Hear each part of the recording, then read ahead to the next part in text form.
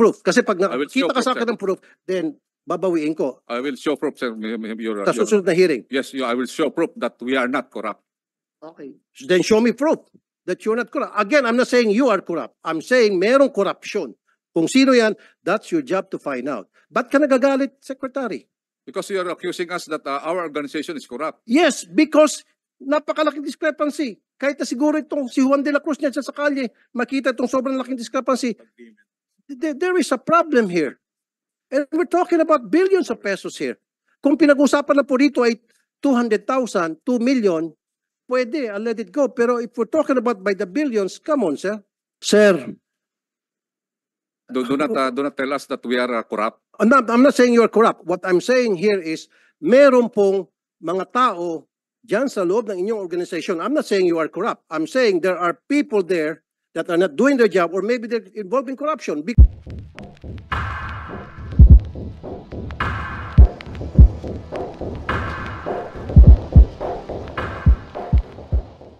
Thank you, Mr. Chair. Magkano pong binibigay na cash assistance sa bawat surrendery po?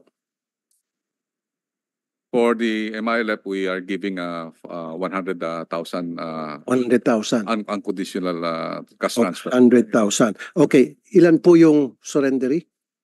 We term it decommissioned, Your Honor. Hindi, ilan po yung nag-surrender na nabigyan ng 100,000 each? 26,132. 26,132. Ilan po yung baril? We have 4,625. So, 26,000 ang nabigyan ng 100,000 each at ang kapalit ay 4,000 na baril. Hindi ho ba kayo nag-conduct na investigation bakit ganito kalaking discrepancy? At ano po naging result ng inyong investigation? At meron ho bang nanagot? Meron ho bang nasibak? Sir, actually, sir, that's our also our demand to the implementing panel, considering that as we have said, we have a security judge. Sorry, sir. Sorry. Ang tanong ko po, nag-conduct na ho ba kayo ng investigation? Kasi ang laking pera po dito and discrepancy. 26 versus 4,000. We're talking about the hundreds of millions na dito siguro. Sir, we investigated the documents of our agreement and we have not seen any document that... Kaya nga po, yung nag-disburse ng nagbigay ng pera, 100,000 each surrender na umabot ng 26,000, sino po yun? Sino-sino yun? Kasi ang gagawin nyo lang po, 26,000, 100,000 each. 2.6 billion. Tapos 4,000 lang yung baril na, di ba kapalit yan baril, di ba? So, sino ho yung namigay ng pera, nag-abot ng pera, nag-process ng mga surrender? It was the DSWD who processed, but the IDB... No, it should not be the DSWD. Dapat kayo po sa military para kayo po nagbe-bet to make sure na ito'y talagang surrendery. Di ba? Bago nyo sana bigyan ng pera, nasa inyong baril. Pera kapalit ng baril. 100,000 po itong pinag-usapan natin, hindi po ito 1,000. Based on the agreement, Your Honors, we have commissioned the International Decommissioning Body, Kaya nga po, including the Armed Forces of the Philippines. kaya nga po, sino nga po itong members, itong mga membro ng body? Ulitin ko pong tanong ko huwag na tayo magpaikot-ikot, sir. Pag binigyan sila ng 100,000 ng DSWD, dapat may kapalit siya na baril. Tama? This is not the Hindi sir, ganun dapat talaga, di ba? Dapat nag-match. Ba't ka magsusurrender kung wala ka namang baril? Eh kung magawa-gawa lang ng istorya na ako ay MILF. Your Honor, we are implementing the peace agreement. The peace agreement does not specify. Then sir, ba't kayo pumayag? Then wag nyo sana i-release yung 100,000. Di ba sir? Ganun lang kasimple. Hindi nyo sana ni-release yung 100,000 doon sa nagsusurrender na walang baril na kapalit. Ganun lang po yun eh. Kasi kung hindi natin implement yung ganung klaseng polisiya, anybody can come to you and said, ako po yung magsusurrender, ako po yung MILF. Ganun ba? Halika, ito yung 100,000. Punta ka sa DSWD, ito yung papel na pakita mo doon para bigyan 100,000. So, naglulukuhan po tayo. 2.6 billion unaccounted for. Saan po napunta to? Kasi kung ganito rin lang, ako po isa sa mga gagawa na hakbang na bawasan po yung budget ninyo from 7 billion Tumaas pa nga kayo, 1 point something billion. You started with 1.9 billion, and now 7 billion. Sa kabila nitong kapalpakan na nangyari. Sir, Nabigyan pa kayo ng increase. Kumbaga, ang kakapal naman po ng mukha nyo dyan. Sorry ha. Ang kakapal ng mukha nyo. Meron na nangyaring anomalya. Para sa akin, this is a big anomaly. May nangyari ng anomalya, may gana pa kayong humingi ng increase. Baka next year, hingig pa kayo, gawin nyo pang 12 billion. Gawin na natin 50 billion. Gusto mo, 100 billion na lang. Sir, the agreement was made during the time of President Aquino, and we are just implementing the Oo nga po, sir. Pero nandun pa sa agreement na kahit na wala kang baril, tumaas ka lang kamay, sabi mo lang MILF ka, bigyan ka ng 100,000. Nakalagay pa sa agreement na yun, show me. The agreement says that the 40,000 will be decommissioned. The number of 40,000. Sir, you're hearing me, but you're not listening to me. Tinutumbok ko po dito yung anomalya. Kasi po, di ba, pag nag-surrender yung isang MILF, na-decommission na siya, o anong patunay na siya ay member ng MILF? Ang isang patunay dyan yung baril para mabigyan siya ng cash assistance na 100,000 pesos. So therefore, pag may pupunta sa inyo dyan, nagsabi MILF, surrendery ako, nasaan yung baril mo? Alam nga ba nang pupunta sila, may daladalang batuta lang o may dalang gulok. MLF ako, ito ang armas ko, gulok. Itong 100,000, hindi man siguro ganun po, di ba? Common sense lang po yun. So malaking anomalya. Kaya nga po, kung ako dapat sa sitwasyon mo, may nasibak na, may nakulong na. Totoo yan. Kasi laki anomalya eh. 40,000 versus 4,000. 46,000 versus 132 versus 4,000.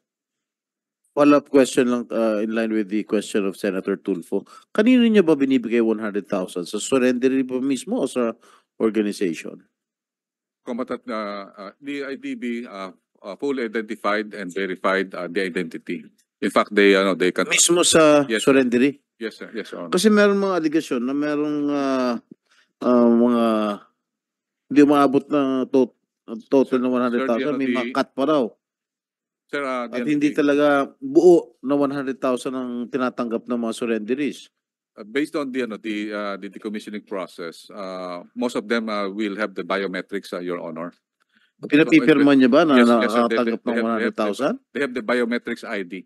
So it is fully identified by the IDB because the IDB is the one commissioned by the both panels. Yeah. And it is being given to the individuals, Your Honor. Kasi nakakatakot niyan. Pagka sa organisasyon niyo binigay 100,000 kada surrendery, baka naman lalo silang pinopondohan pa ng gobyerno yung kanilang recruitment plan. Mr. Chair, okay, pwede magsingit.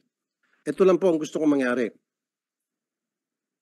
Gusto ko, kung merong susunod na hearing, yung result ng gagawin yung investigasyon ngayon, sino-sinong involved sa corruption. May corruption dito, whether you like it or not. Meron po, ang laking discrepancy. Mag-imbestiga po kayo, dapat may managot. Ang laking pera po dito, ang nawala sa gobyerno. Your Honor, Dahil kung hindi po, sa susunod na Senate hearing, patatapyasan ko kayo ng budget. Your Honor, You can count on me on that. I could say that, proudly say that there is no corruption in this decommissioning. We are just following the agreement. Sir, Do not tell us that we are corrupt. I'm not saying you are corrupt. What I'm saying here is, meron pong mga tao dyan sa loob ng inyong organization. I'm not saying you are corrupt. I'm saying there are people there that are not doing their job or maybe they're involved in corruption. Because if they're not involved, common sense lang po ito, Secretary Galvez. Pag nagsabi ka ikaw ay combatant, di ba combatant meaning, meron kang baril. So kung meron kang baril, isusurrender mo yung kapalit ng 100,000. Your Honor, the categories of the firearms is not only individual firearms. We have also cruiser weapons. That cruiser weapons, meron po yung mga 5 o 6 po yung tao na. Then sana magmamatch pa rin. Isama mo na yung machine gun, isama mo cruiser weapon, kung ano pa mga weapon, kasama na dapat din. But I definitely take offense, Senator, that you are already telling us that there is a corruption. I believe that is not a correct accusation to us. Well, sir, I'm sorry. I'll stand by what I said.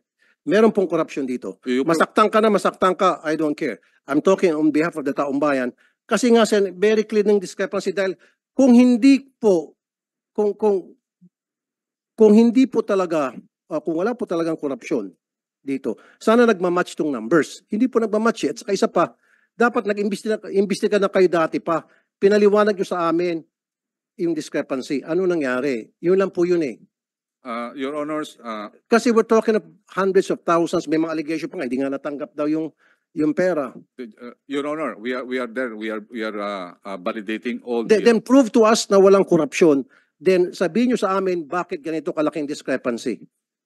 Pag napaliwanag mo ng maayos, then babawiin kung sinabi ko rito. Your Honor. Mag-apologize pa ako sa'yo. Pero unless hindi mo ba ipaliwanag, then I'll stand by what I said, may corruption. Your Honor, the commissioning body is an international body that really facilitated the decommissioning. International bodies facilitating, pero sino nag-release ng pera? Tayo, Pilipino. DSWD nag-release ng Yes, pera. but Through to the recommendation of the body, kung ano may body sinasabi nyo. actually the body will not say that the individual is already validated, considering that international body is those are experts from I know, sir, but the only, you're in the military, right? Define combatant. Define combatant. combatant can be the actual Yes. individuals Yes. holding the firearms. Holding firearms. So, ibig sabihin, meron siyang firearms. Yes. So, the- your definition, galing sa'yo, your definition of combatant is someone holding a firearm. Yes. So, where is that firearm ng Sir, combatant na sumurrender na binigyan 100,000? Dapat magmamatch yan. Galing na mismo sa'yo, combatant is the one holding the firearm. you have Where are the firearms? sir, ito nga natin sa ano. Hindi, last na sir, ano. Saka isa pa, sir, hindi ka ba nabulabog dito? 26,000 surrenderies na bigyan ng 100,000, umabot ng 2.6 billion and 4,000 lang firearms. Kasi kung ako, sir, sorry, I'm not saying you're corrupt. Sinabi ko sa loob ng organisasyon. Kung ako, sir, mababahala na ako. Kung ako, talagang hell break loose. Sir, I have said earlier that the decommissioning of combatants have many process, including the decommissioning plus the SLW and also the DPAGs. DPAGs are the one in charge on those firearms that we considered as loose that had been given to the MILF and the MNLF. Those firearms that are personally owned, it will have a different program. And we believe. So ang sinasabi niyo, sir, okay, nabanggit ang kanina personal. So may pupuntang combatant, may baril ako. Hindi ko surrender to kasi personal ko to. Ganun ba yung nangyari? Kaya yun yung difference ng 26,000 to 4,000 lang na baril. Kasi karamihan sa kanila personal, declared as personal firearms. Tulad sinabi kanina ni Ma'am Raisa. Or sympathizers. Yes, Your Honor. Pumayag kayo ng ganon? Eh di dapat, wag nyo bigyan ng 100,000. Dapat pera kapalit ng baril. So, sorry sir, then sabihin natin walang korupsyon. Okay. Then, katangahan. Again, I'm sorry for the word.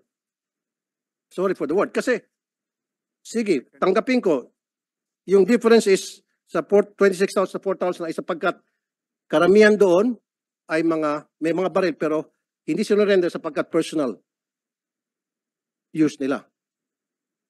O ba't tayo pumayag, sir? Kasi kung ako, sir, hindi ako papayag. Yun lang po. Sir, mag-imbestiga po kayo, sir. I'm not saying again you're corrupt. There is corruption here. Mag-imbestiga po kayo, sir. And dapat, head should roll dito.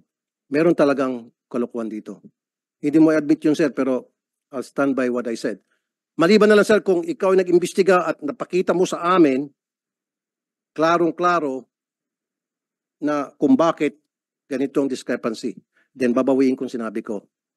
Pero kapag hindi niyo po napakita na ipaliwanag na maayos, I'll stand by what I'm saying here na there is corruption. And sa susunod po na hearing, pababawasan ko po yung budget ninyo. Pataas ng pataas 1.9 billion, naging 7 billion. Heck. Tapos baka next year, magiging 10 billion na. Wag naman po. I don't have anything against you, Secretary Galvez. I don't even know you. Yung sa akin, trabaho lang. May nakita akong kalokohan dito, pinupunan ko po. Wag ho kayo magalit. But magalit na kayo na magalit, I don't give a heck. Sir, What I'm doing is investigating in aid of legislation. Kasi po talaga it doesn't match. Tatanggapin ko na lang kasi sabi ni Secretary Galvez, then I'll accept it as Bible truth or as factual. Anyway, sir, bago ko umalis, ito lang habiling ko. Please investigate anong nangyari dito sa napakalaking discrepancy. And then sino po yung mga taong nagkamali dito? Yung mga taong nagbigay ng pera o yung nag-process at nagbigay ng papel sa DSWD para mabigyan siya ng 100,000 each.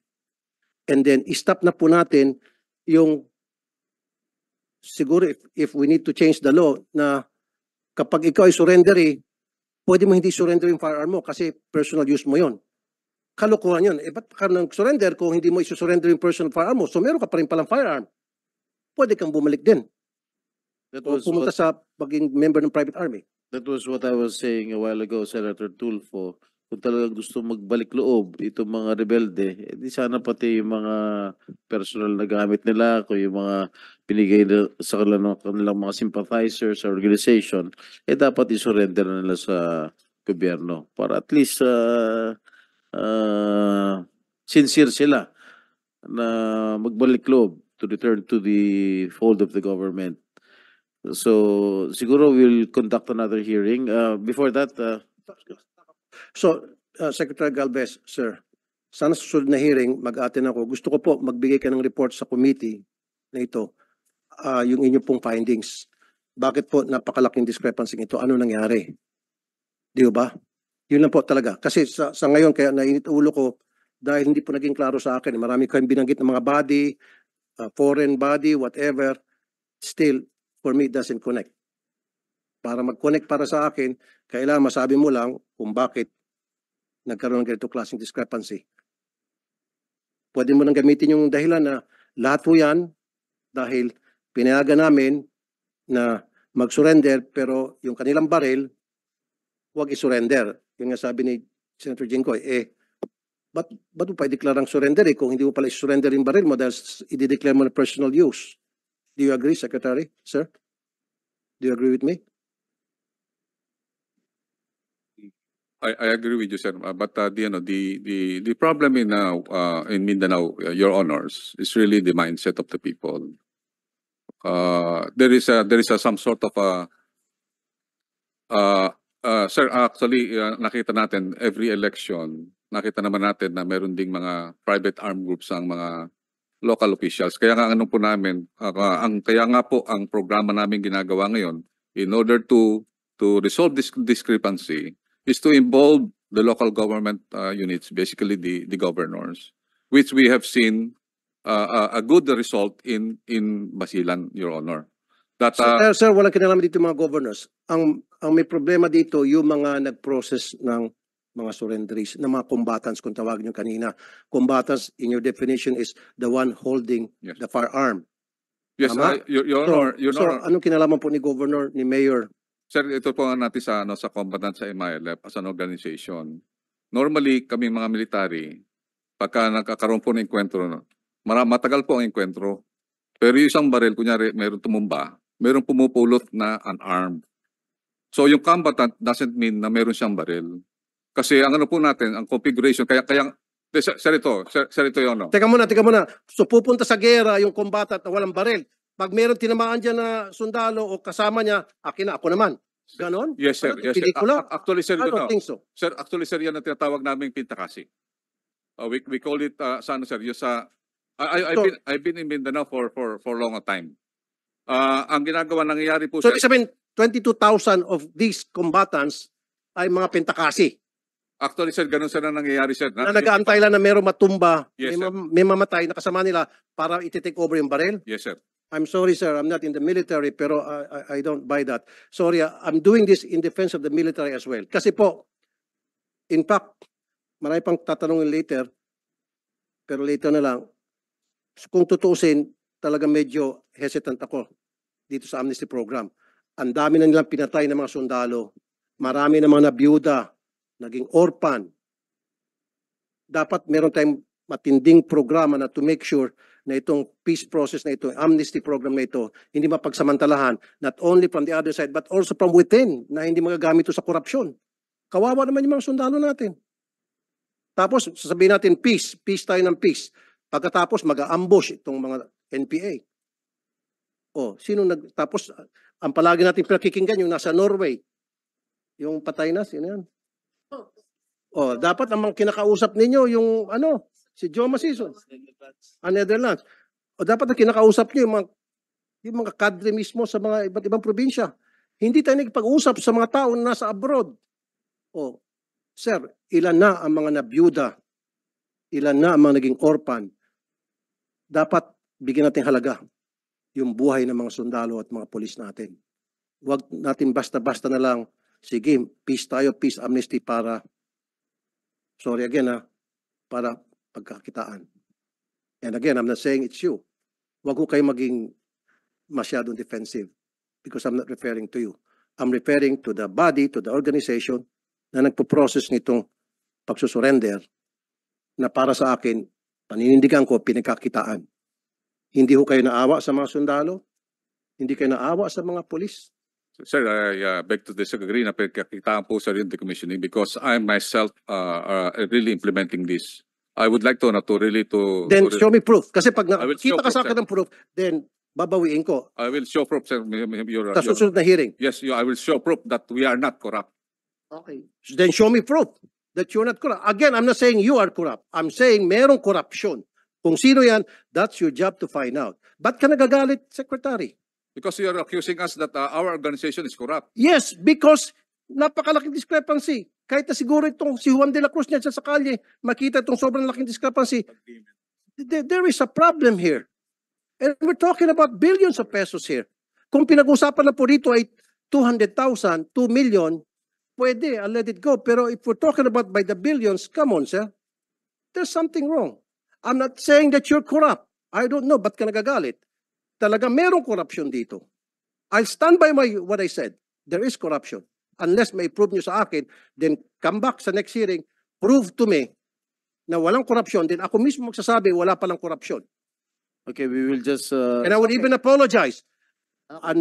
Pero kapag hindi nyo po napatunayan sa amin, naging klaro sa amin, may account itong 2.6 billion, then I'll say, corruption is corruption. Period. Thank you. Okay, we will just... thank you, Senator Tulfo.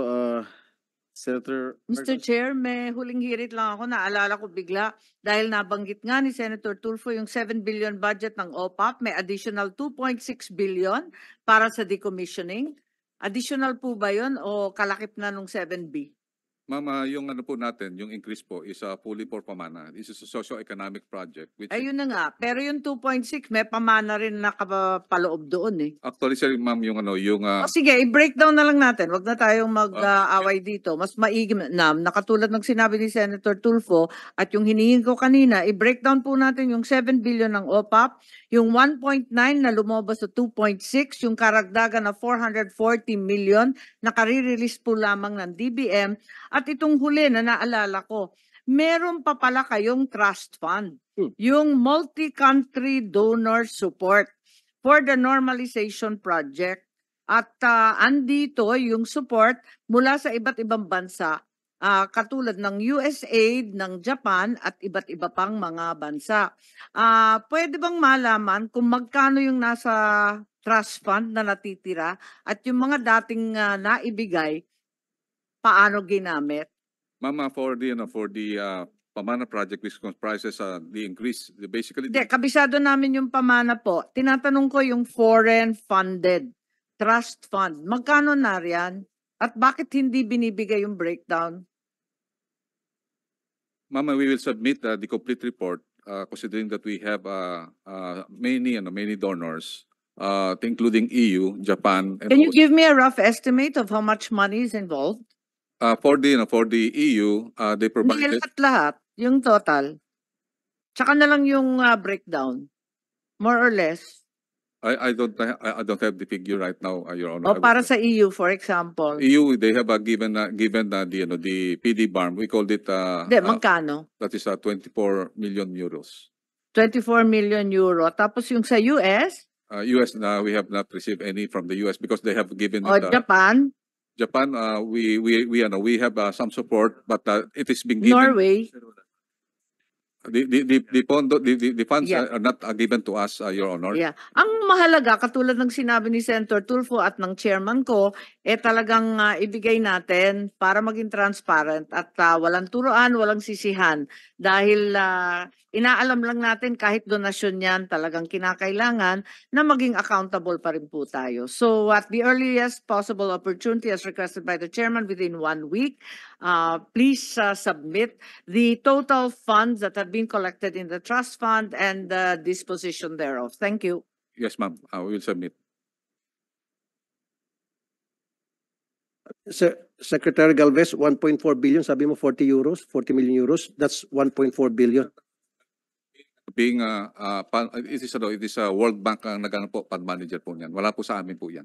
Wala Wala po sa amin po 'yan. Hindi napunta sa inyo. Hindi po napupunta po sa amin po 'yan kasi ang po 'yan, diretso po sa BARM po napupunta 'yan. Pumunta sa BARM. Yes po, ang po niyan is the SPA is being signed by myself, the DFA and also with the Department of Finance. And the fund manager of this are World Bank and also the UNDP. Pero kasama dapat sa trabaho niyo po, sir, na i-monitor to make sure na Yes, itong yes, pera ay yes, well yes. spent. Yes sir, actually So, sir, give us an accounting of this 1.4 billion, saan po napunta to? Paano ito na-disperse? Paano ito nagastos? actually magaganda po yung yung programa, especially yung Japan. Ang programa nila recently na we have signed with the DFA is yung yung food for schools.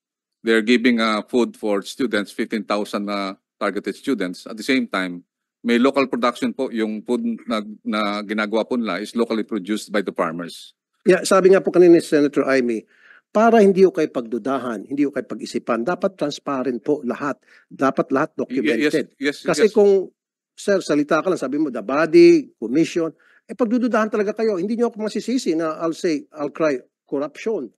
Because wala kayong mga dokumento, wala kayong mga ebidensya. So tulad nito, 1.4 billion, okay, sabi mo, pumunta sa BARM.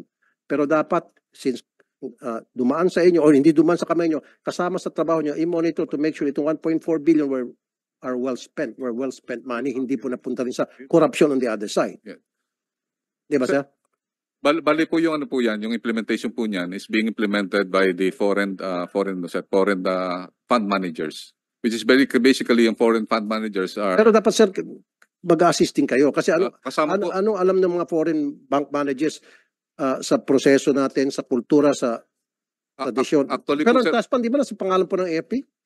sir, yung trust fund OPAP? po, yung Bangsamoro National Normalization Trust Fund is being handled by the World Bank.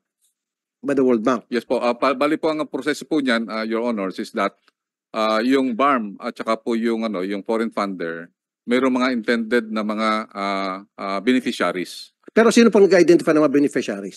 BARM po ang nag-identified. But they go through you. Kasi kayong may bali, trust fund. bali po lang po ang sa akin is para lang po sa special power of agreement para po ma-approvean po yung pondo na mai-transfer po doon sa BARM. Kaya nga, pero meron dapat talagang Meron po kami proseso na kailangan dumaan pa rin sa inyo. Yes po, bali po ang Since dumaan sa inyo, dahil kasama sa trabaho ninyo na alamin to make sure na yung donation na dumarating from World Bank well spent, yung ibig sabihin. Yes sir. Actually sir, we have the validation and monitoring. Kaya nga po may mga So pakitanong lang po sa BARM paano po nagastos ng 1.4 billion? Pwede yung euros? Yes sir, we will provide you this. And all other donations? Yes. Kasi magdududa po yung tao pag hindi nyo po na-account to. Yeah po. Thank you, sir. For information po Senator Tulfo, yung sir yung decommissioning po ng combatants, ang pera po is tinatransfer po natin sa DSWD. So wala po sa namin, sa opisina po namin. Alam ko po yun, sir. Pero kayo po ang nag-identify. Tama? Hindi naman magbibigay ang pera ng DSWD kung walang go signal sa inyo. IDB po ang nag-identify ng combatants. Sir, kayo po ng sundalo, mga sa military, ang nagsasabi kung sino ang combatant o hindi. Yes sir. Exactly. And then through you, the DSWD will release the 100,000 pesos. Yun po yung sinasabi ko. Yes, sir. Kaya nga sir, para hindi natin magpaikot-ikot, sa susunod na hearing, gusto ko po accounting of this 2 point something billions. Dahil kung hindi sir yung ma-account na mabuti, maasahan nyo po, harangin ko po yung ano nyo, Yes, we will make a presentation, Your yung Honor. budget. We will make a presentation. At last na naman po, Yeah, yeah. paano nyo po binibet yung pagbibigyan ng amnesty? Sa lahat na po, whether NPA and MILF, May proseso po ang Yeah, actually, I asked that question already. Sige, you can answer it again, attorney. Thank you very much. Good afternoon po, sir. For the applicants for amnesty, within 5 days upon the filing of the application, we refer the application to the NBI, to the AFP and PNP for vetting, including the court and the prosecutors, who are members of the local amnesty board, sir. so PNP, NBI, AFP, AFP. prosecutors, and the Okay. courts. The court. So very good. Kung ganun, okay sa akin yon. Kasi nandun yung AFP especially. Ngayon, ang sunod kong katanungan, ano po yung guarantee na yung mga nabigyan natin ng amnesty ay hindi na babalik sa bundok? Halimbawa sa NPA. Meron ba tayong mga programang malinaw to make sure na sila ay hindi na babalik sa dating gawi? Insofar, sir, as the National Amnesty Commission, sir, wala po kaming guarantee. For the social programs, it is with the OPAPRU and other government agencies. Okay. Ano pong programa meron tayo para masiguro na itong mga nabibigyan ng amnesty ay hindi na po mamundok muli? Meron po tayong pong na-establish na transformation roadmap for the combatants, families, and the communities po, Your Honors. It has been approved by the Security and Justice and Peace Cluster. Ito po naman ang nabibigyan ng amnesty. Lahat po ba? Kahit na siya ay ng rape, siya ay nagnakaw ng kalabaw, ng loob ng mga bahay para may pagkain yung kanyang grupo, kasama to sa nabibigyan ng amnesty? Mayroon pong qualification na, Your Honors, na yung mga crimes against chastity and also humanity, hindi po kasama po ito. Kasi may mga balita, especially sa ABB, na nagbalik loob sila, hindi sila monitor, then nagagamit sila kuminsan ng mga politiko, gun for hire.